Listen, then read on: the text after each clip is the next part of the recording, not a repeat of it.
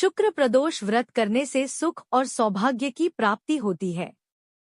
साथ ही जीवन में धन और वैभव की कमी नहीं होती है।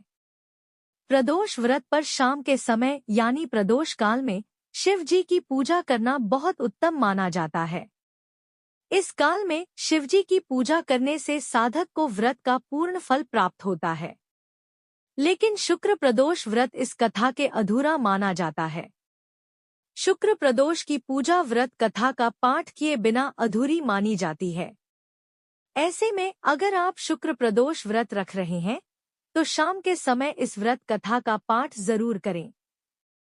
शुक्र प्रदोष व्रत की कथा। शुक्र प्रदोष व्रत कथा इन हिंदी।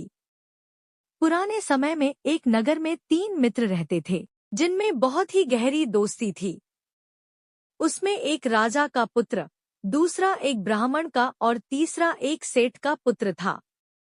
राजा और ब्राह्मण के पुत्र का विवाह हो चुका था, लेकिन सेठ के पुत्र की शादी के बाद कोई गौना नहीं हुआ था। एक दिन तीनों दोस्त मिलकर स्त्रियों पर बहस कर रहे थे। ब्राह्मण पुत्र ने स्त्रियों की प्रशंसा करते हुए कहा, नारीहीन घर भूतों का डेरा होता है।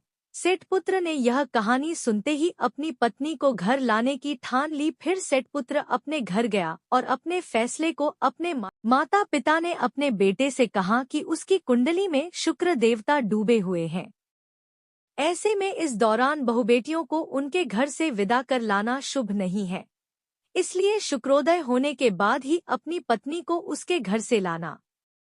लेकिन अपनी जिद के चलते सेठ पुत्र टस से मस नहीं हुआ और अपनी ससुराल जा पहुंचा। उसकी इच्छा सास ससुर को मालूम हुई।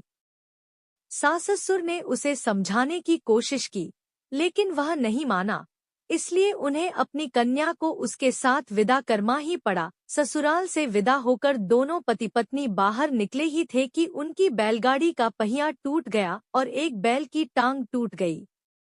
पत्नी को भी बहुत चोट आई। सेठ पुत्र ने आगे बढ़ने की कोशिश की और तभी रास्ते में उन्हें डाकुओं ने घेर लिया और सभी सामान लूट लिया।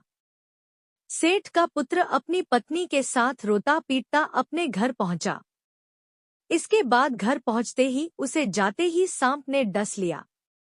उसके पिता ने डॉक्टरों को बुलाया और उसे देखने के बाद डॉक्टरों ने कहा कि आपका पुत्र 3 दिन में मर जाएगा।